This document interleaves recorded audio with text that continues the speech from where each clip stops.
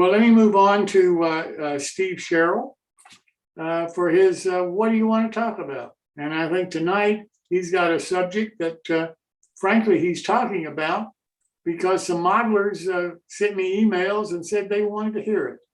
So, Steve, welcome. Thank you.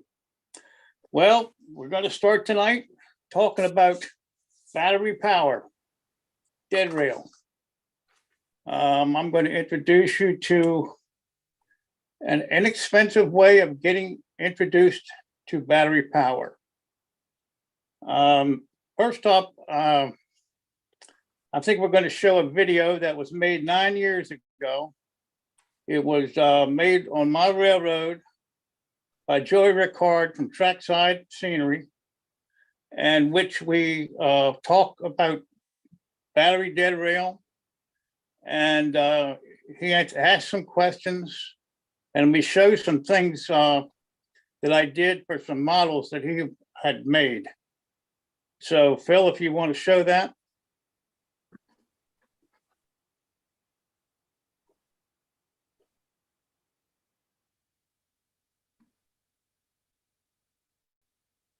Steve, what do we have here? We're looking at conversion of this layout from DCC to battery-powered radio control with a Deltang RC system, which is 2.4 gigabytes. It's extremely small. The parts are in the tender of this porter. I just installed for Joey Ricard. It gives you full control. It does not support sound at this time. If you look at the controllers for this, here's the size of it. It's just a little bit bigger or smaller than a pack of cigarettes. If you compare this to a standard control, you can see the size difference. We have the speed control on these is absolutely wonderful. We can make these locomotives creep and we don't have to worry about dirty track. It will almost pull itself on the ground if it's derailed. That definitely is a big consideration that a lot of people have, is the condition of their track and the electrical connections.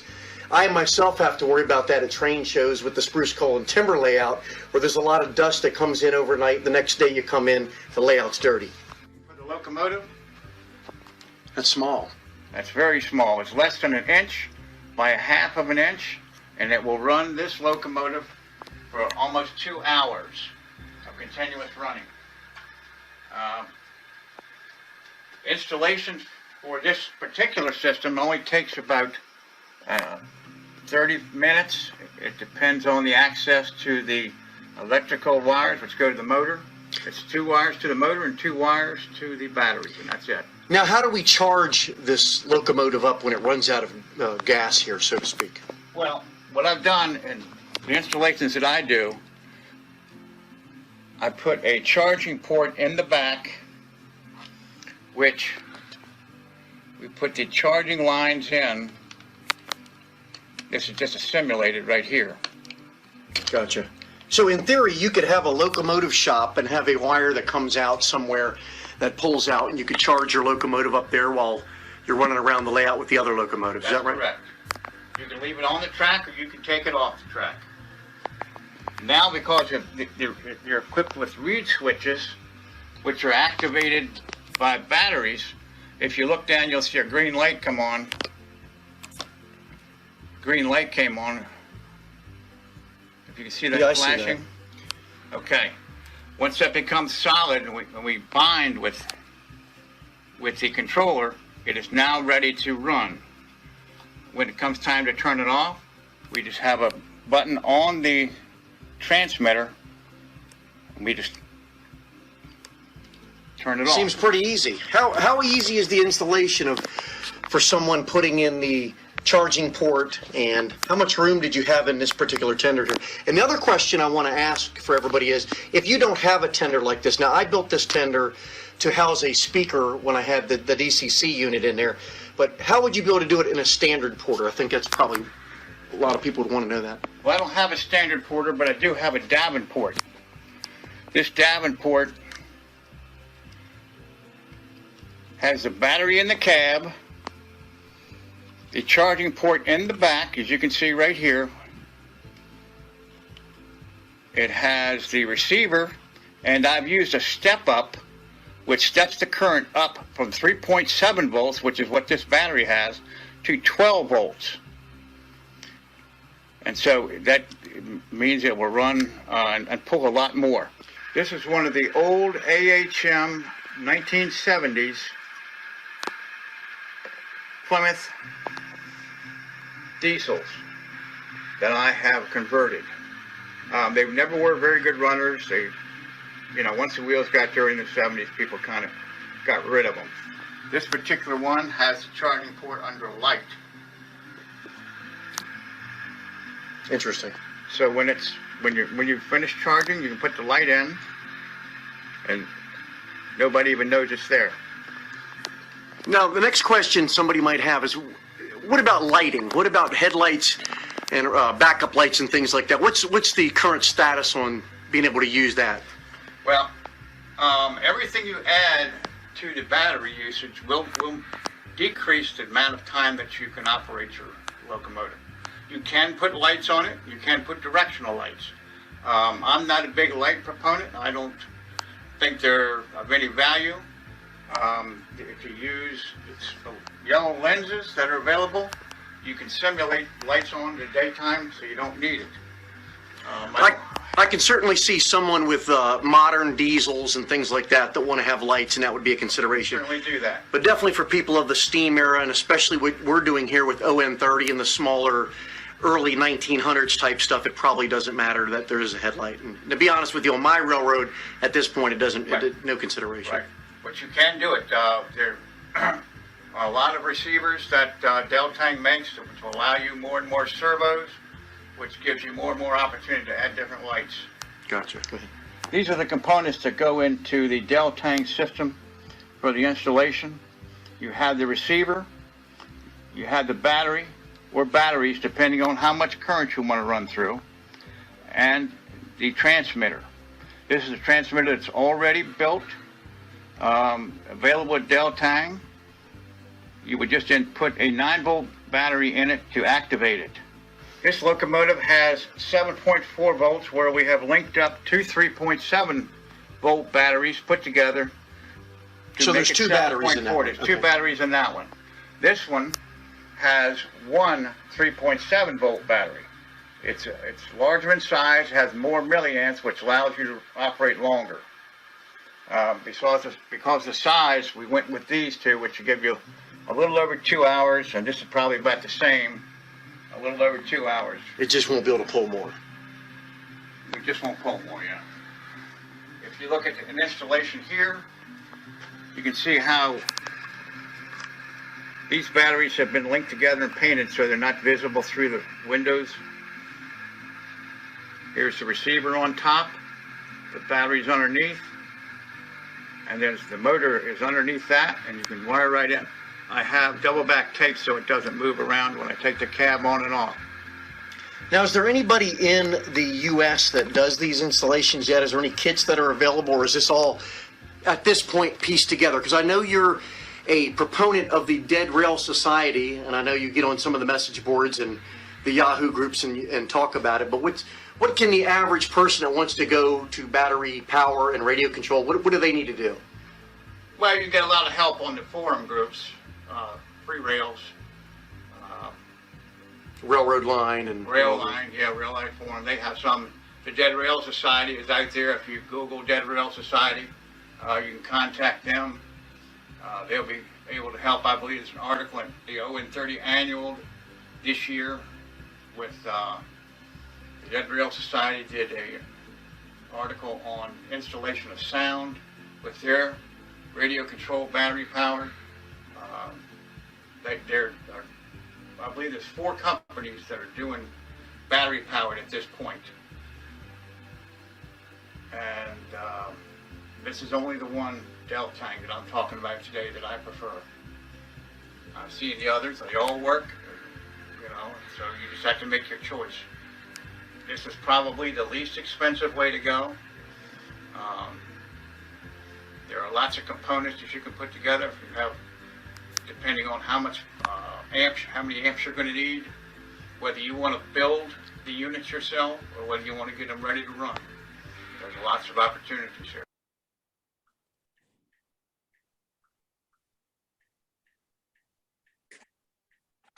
Okay, so what you saw there was kind of an introduction 10 years ago now.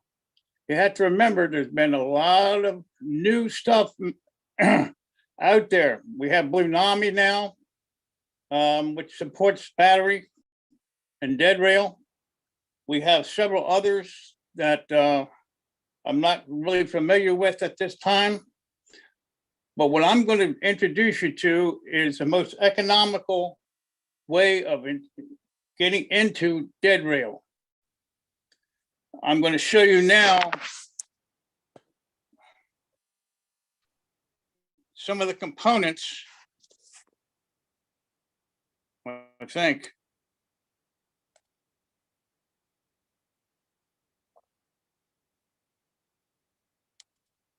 You had them a minute ago. I did? Yes, right there. Oh, you got rid of them again. Okay, because I don't see them. Do what you just did a minute ago. There. Gotcha. Okay, so you can see the different batteries. Here's a battery that's 7.4, and it will need to be balanced. And later on, we're going to show the chargers and what balancing does. Pat, can you help Steve get his camera so that that's all we're seeing is just what he's showing? That's it. That's all you want to see right now. That's all you want to see. Yeah. Because what I'm seeing is 9 different pictures. 9. Seven different people on the Zoom plus the battery shot. That's what I'm seeing right now on my screen. There. Can you see that? It's one of nine small, very small pictures. There you are. Okay. So here's the very small one, about 80 milliamps. Now that probably wouldn't run but 30 minutes. You can see the side of it next to a quarter. Here is a race car receiver. Here is a Deltang receiver. You can see the size of them next to a penny. But what we're going to do for our presentation is we're going to take a race car, RC race car, and we're going to put that into a diesel locomotive, and we're going to make it work. And I'll show you how to do it. And then it comes with this type of control, which is a standard pistol grip type thing. And then Bob Gelmacher is going to go over how to convert the insides of that into and make a more familiar controller. So we also have another kind of dead rail. This is actually was made by MRC. They've sold this part of the company to another company now, which now makes it. It's available. And this one actually has sound in it and had its own controller. And you can fine tune this particular one on your DCC if you have a DCC system. It's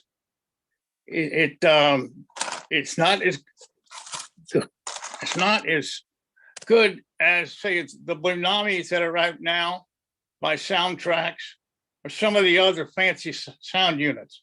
It is very inexpensive though, and if you're going to consider attempting to try to get into dead rail, these are the ways to go inexpensively. So if you decide you don't want to be in dead rail, you haven't spent a lot of money. How much money are we talking about? $15 for that. It's about as cheap as it gets. Now, I got those special. They're now $25, okay? Mhm. This is, it's got a $71 on it.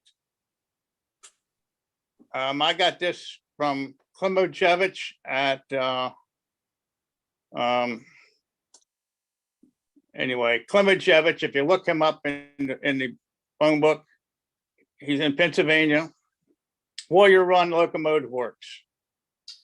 He has these, and he would be, I don't know what the price is up there, but this one, if you're working with locomotives that have are DCC ready, this has an 8-pin plug. You literally plug this in and you remove the 2 wires that go to the track and you hook them to a battery and you're ready to go. You will need 2 AAAs, I think, to go in here. But that is about as easy as it gets for putting it in. Otherwise, you have to hardwire it in. It's not that difficult, but certainly it's got very adequate sound. It's got, I forget how, 6 or 7 whistles, 6 or 7 bells. You can access all these things. You hit a couple of those buttons and it says program on it, and you program it to what you want. And when you're done, you hit the buttons again and you program off, and it will retain whatever settings you've made on it. It's not bad at all. The speaker can be replaced with a Cube or some other speaker if you like, if that's too big. But that's a complete sound system. Can you send me an email or something, Steve, with how I contact that person? Sure, Thank you. I can do that. Thank you. Yeah. So one of the things that we're going to be talking about is a lot of different, the terminology is going to be different. And so we're going to be going over some of that. And you're going to hear things like volts, milliamps, gigahertz. I know in that film, in the video, it said gigabytes, but you know, that was me. Transmitters, electronic speed controls, receivers, reed switches. We're going to learn to bind. We're going to review some chargers.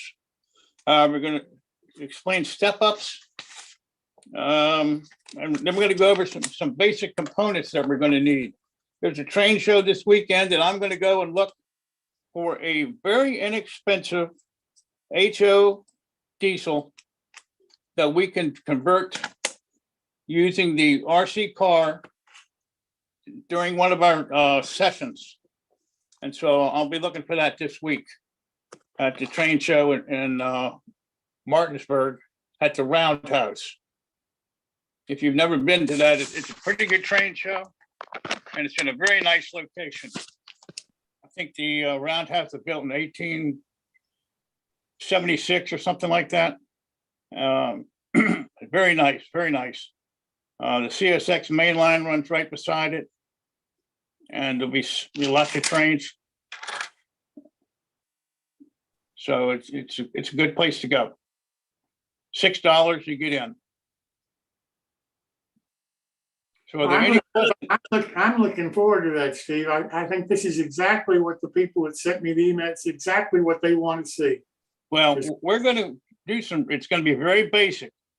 Bob Gelmacher is going to help me out a lot on this. He's an expert on the soldering iron.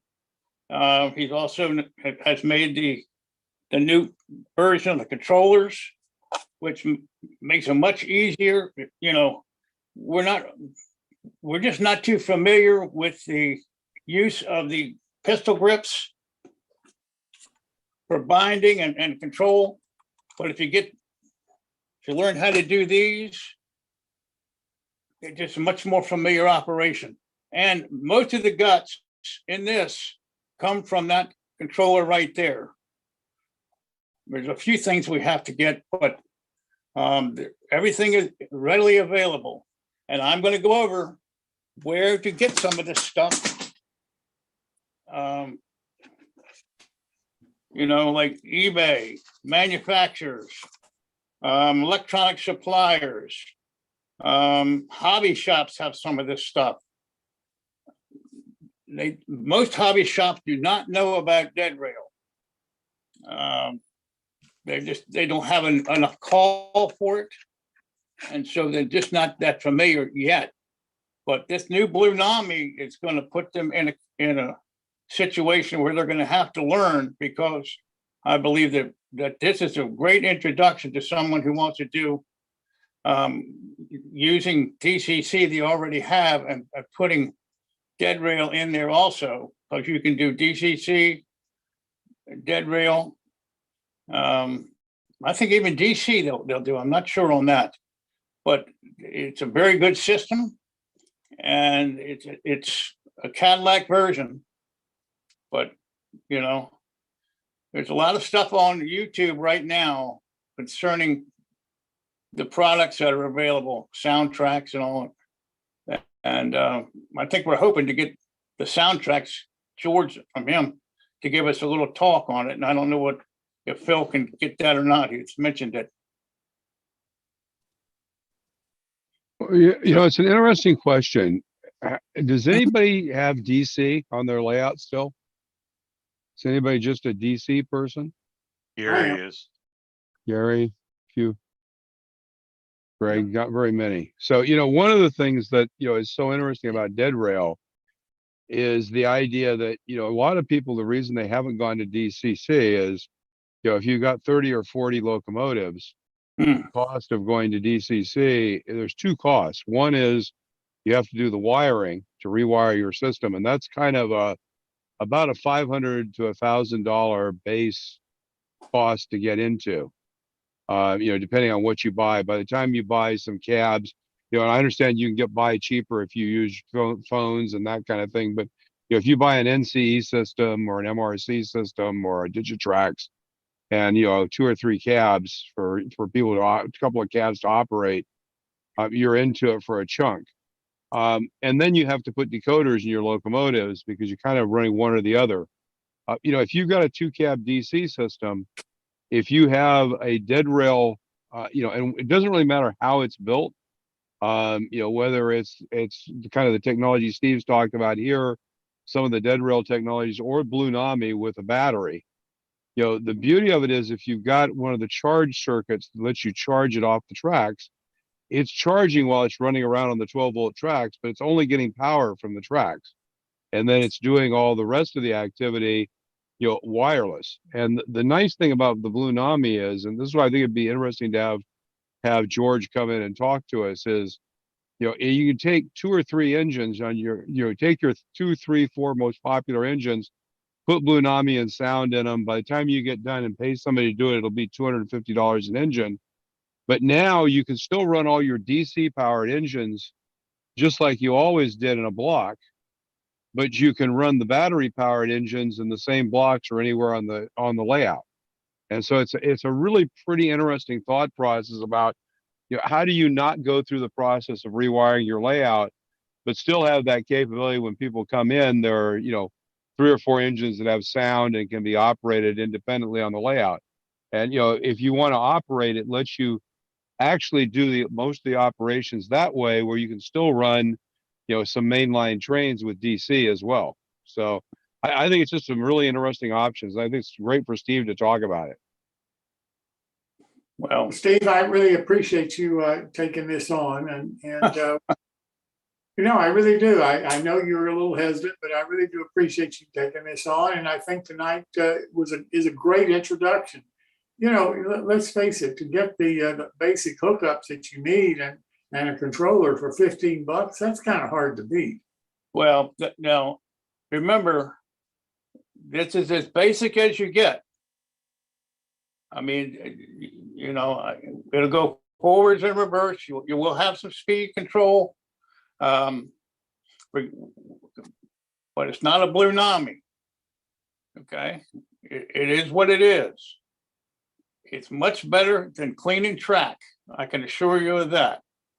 And As a person who still operates with DC, what you're talking about is basically what I have right now. yeah, yeah. And the system, the way I use it is I have a battery car and I can use the battery car and hook up to any engine I want. So I don't have to charge, I charge the battery cars up and then just put a different battery car on behind it and connect it in. It gives a lot more flexibility and it's just easier to deal with as far as runtime. But I know that when I operate my layout, I have like a 3-hour operation and it will run, any one of these engines will run for 3 hours on the layout. So, that's one of the questions people always want to know, how long will it run? How much does it cost? Where do I get this stuff? I've talked to lots and lots of people and they're the basic questions, It's almost like, what coupler do I use? And you have to kind of lead people and show them exactly, they want to see exactly what it looks like when it's completed. And you say, well, here, take a throttle and see how it runs. And they, oh, I don't need to do that. So they're a little hesitant. I don't know whether they think it's going to electrocute them or something, but they don't. They just don't seem to want to run it. But it's very, very simple. Very, very simple. And Bob Gelmacher's made these controllers for me that, it makes it so familiar with what we're using as model railroaders, and then the other one with the touchpad, it's a little bit different, but everything that we have in our household has a touchpad, but it's just unfamiliar for model railroaders. So they're a little hesitant on that, but once they get that system down, they say, oh, that's great. So it's familiarization, and battery guys, we love to talk to the non-battery people. I've got my micro layouts I can take anywhere. I don't, all I need is an outlet somewhere in the building if I have to charge a battery. And it makes it so much easier. I could be in the middle of the floor, or I can be next to a wall with a charger, with an electric outlet. And when we get into the chargers, we're going to learn a lot about charging the batteries. Again, different chargers, different places you buy them. I'll be making some recommendations, I hope. And it's just going to be fun. We're just going to have some fun with this, because I'll never get under a layout again, a wire. I can tell you that. That day is gone for me. And as an early DCC user, when it first came out, I had it. And what a nightmare. I'm not computer oriented. And I had a nightmare trying to figure out how to get that stuff to run. CVs, all that, the X's and O's and all, didn't mean a thing to me. So when battery came along, I was right there. But, I've been doing battery probably since the middle 80s, from G scale on down. I do believe that you can do, I think Klimajevich has it in HON3. And I think you can get it down to N. It's just a matter of how much power it's going to take. I'd have to look at the motors and see how much they draw. But most of them would draw 3.7 volts, and you can step up the voltage. And then that's done real easy. And again, inexpensively. And eBay, we can get the stuff really cheap. You can buy them 10 at a time. You will have to have some parts, meaning connectors, step ups if you want to go that way, wire, extra wire, soldering gun.